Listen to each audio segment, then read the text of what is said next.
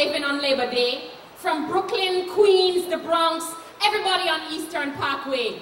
Hips bumping to the riot of the carnival sway, heads wrapped tight in black, yellow paint on the body, a little bit of green, just a little bit of green in the bag.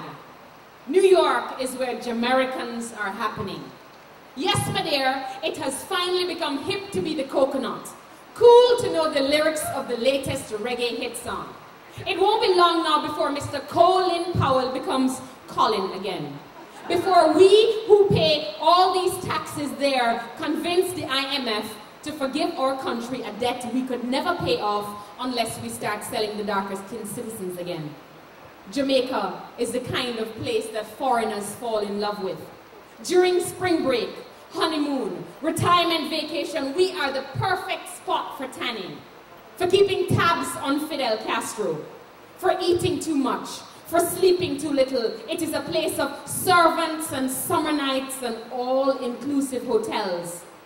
And still, the natives leave that rock in droves every year. We tear ourselves away from the warm holiday white people spend years saving for, to become this metropolitan backdrop of props, hopping metal trains from Neanderthal to nigger to international Nubian pop princess. But that warm holiday we speak of ain't never been for the poor. Sex on the beach and the time to enjoy it has always been reserved for the wealthy and for the wealthy's friends. So some of us move a little further north, where we can make money to buy jiggy clothes and make records that refer to women as hoes. We become hip when our accents are dipped in US dollars. Our colors become less blue when we are less true to where we come from. This is how we have become whores of American appropriation. It was only 40 years ago that West Indians had to paint the preferred sound of America over their tongues. Black sunshine boys of the 1960s had to bleed to become American. Blow by ignorant blow, they learned to fight back or to run from the teachers they could not tell about the white mouths that spat on them, about the frightened black faces that could not claim them back then. New day that this is, Bob Marley has become one of the most revered prophets of mainstream America, and every other bitch with dreads on our heads is calling herself a Rasta. We are no longer other.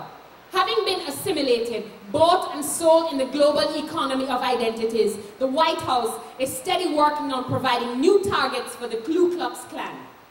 Genetically engineered hamburgers are marketed to the average Afghanistan. Right now, the capture of Kabul is so much more exotic than Kingston.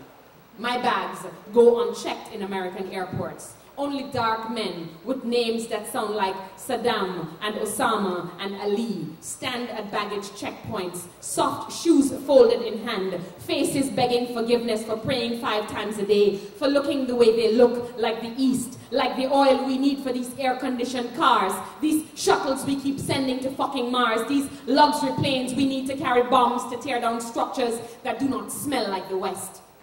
How many cultures can one country swallow before it explodes like a very tall building or two, complete with a 747 rushing right through? And when it finally crumbles, my friend, will you tell me, will all of this have been worth the view?